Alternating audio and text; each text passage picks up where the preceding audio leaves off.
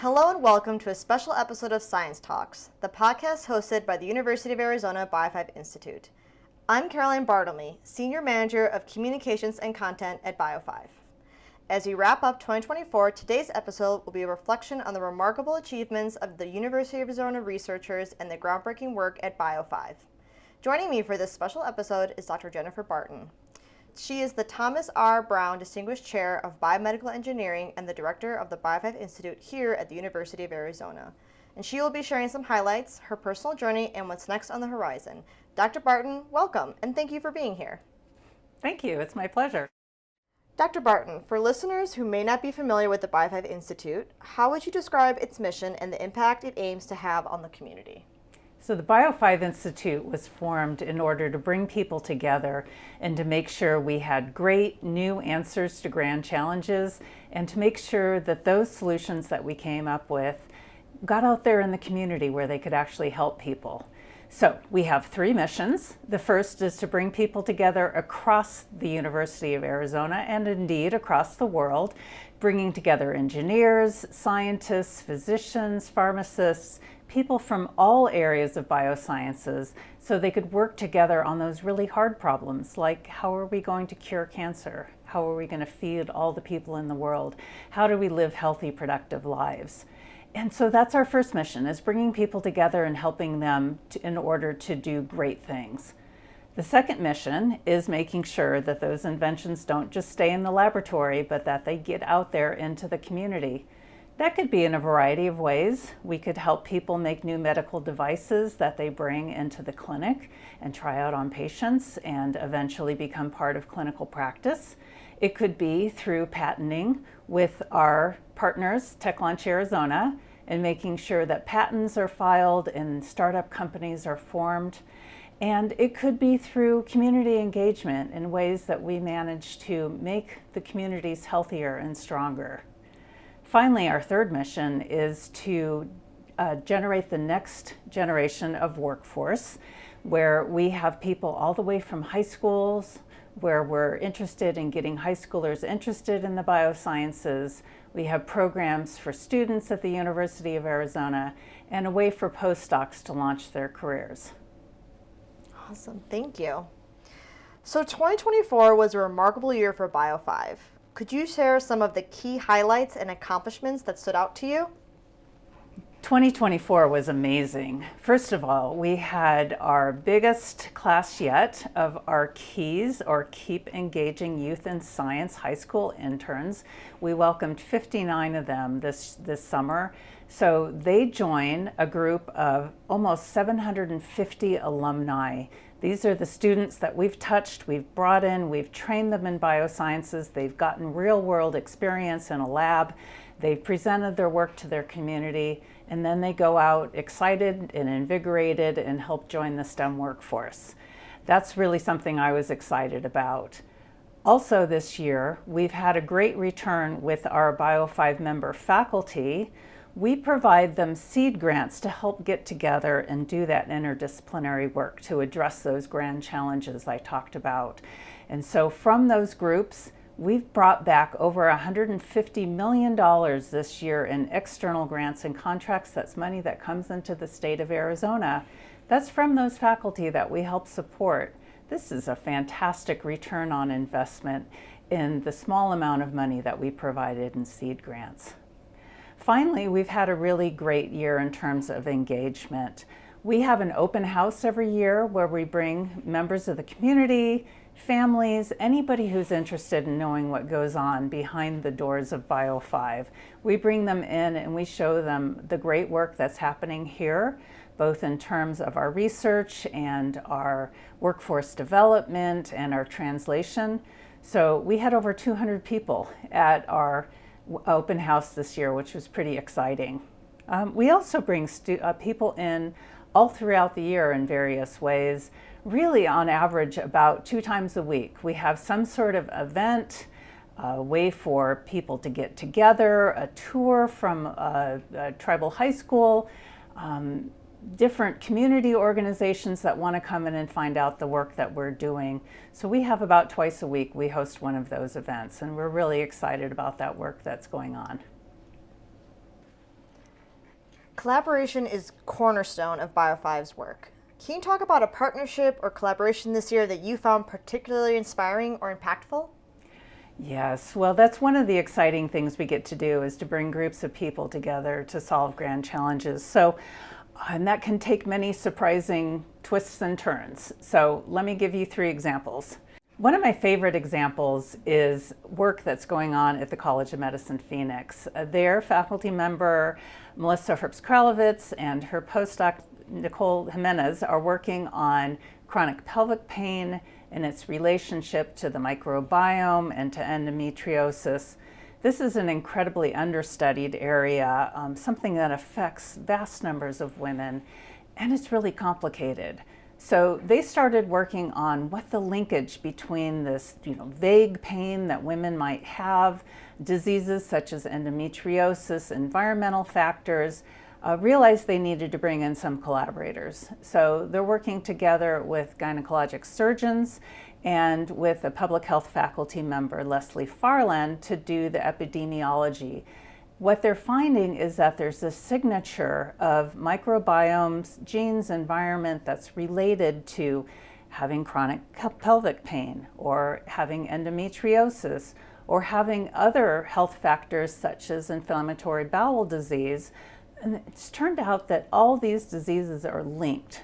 So I think this really points out the power of BIO5, that if you're just one scientist in a lab working alone studying an individual gene, you'll never notice all these linkages to all these different types of diseases that happen in the body. And if you're not working with people who understand the data analysis and people who understand the clinical aspects of what you're doing, you'll never really realize how we can come up with a solution that will help people. So love that work that's going on. In another kind of fun area, we have a mother-son team here at the BIO5 Institute. So Chris Frost and his mother are working on how do we apply advances in plant biology to cancer biology. And it turns out that there's things that we can learn from what happens in the genes of plants, what type of chemicals plants produce that could actually turn into more effective chemotherapeutics or treatments for cancer. So that's just fun. That shows people across the spectrum, again, how they work together. Finally, for something completely different, we were really excited this year to receive a wonderful donation of art from Marvin Lowe, is the artist. This came about because of Melissa Lowe and Jory Hancock provided this gift to us. These are magnificent, large pieces, 4-foot by 8-foot pieces that we were able to obtain and hang in one of our buildings, previously just a bunch of blank white walls. These pieces are exciting because Marvin Lowe himself was an incredible, famous artist who was also fascinated with science. So his work incorporates scientific themes all the way from biology to astronomy.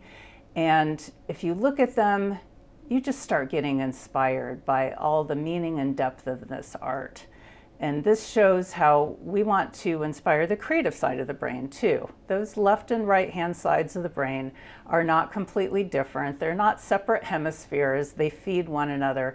And it's really important in science to have creativity. So Dr. Barton, you're a highly respected biomedical engineer focusing on early cancer detection. What are some highlights this year in your work in the Barton Lab? Well, in my own work, I'm interested in finding an early detection for ovarian cancer. The ovarian cancer is one of those diseases that unfortunately isn't usually diagnosed until it's spread throughout the body. And that's because these symptoms are vague and they can be easily confused for other problems.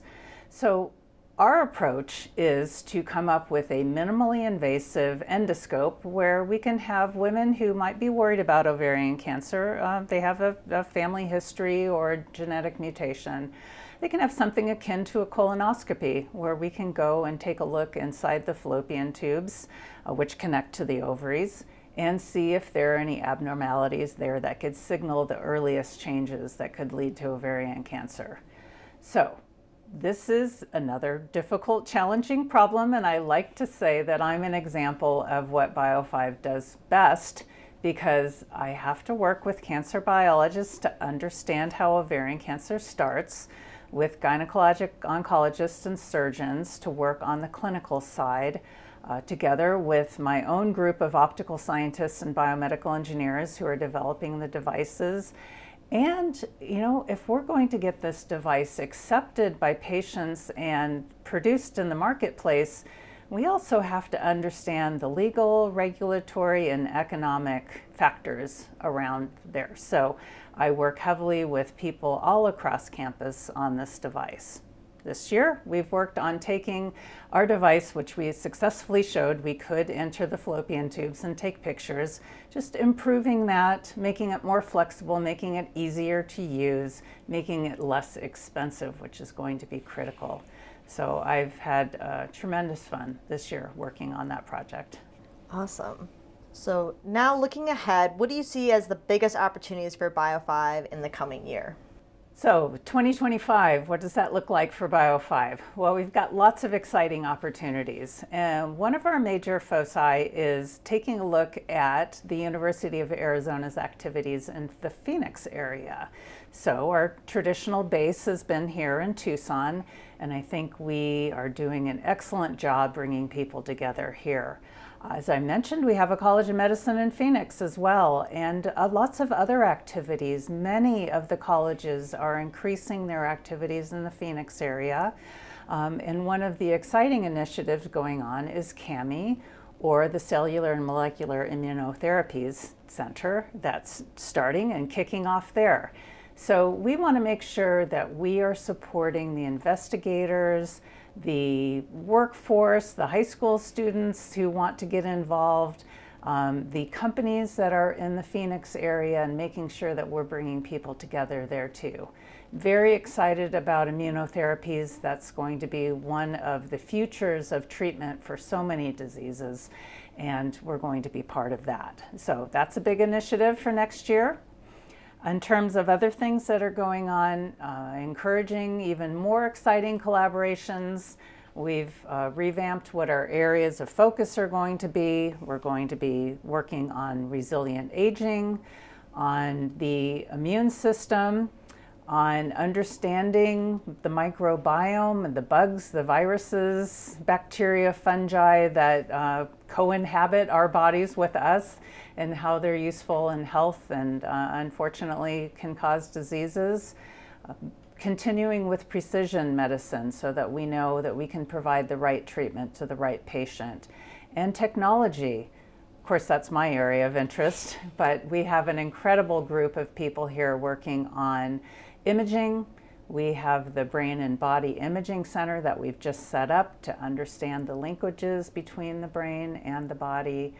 We have sensor systems that we're working on here, bioinformatics, which of course underpins everything, and I would be remiss if I didn't say artificial intelligence, which is going to help us extract more actionable information from this large mounds of data that we're having.